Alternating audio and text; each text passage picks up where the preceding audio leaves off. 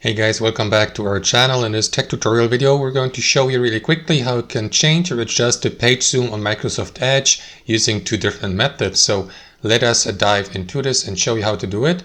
Head over to Microsoft Edge, launch the web browser, and the first option, guys, would be to click into these three dots in the top right corner and to adjust your page zoom here using the plus or the minus key here to the left and to the right, or to click into that feature here to access the full screen. So if I click into minus, I will be able to zoom out, as you can see, or to zoom in if I click onto that plus icon.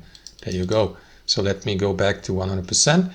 The second option, guys, would be to use your mouse wheel and the left control key on your keyboard. So let me go, for instance, to that page here, google.com, and let me zoom in a bit by pressing and holding left control on my keyboard and by using the mouse wheel.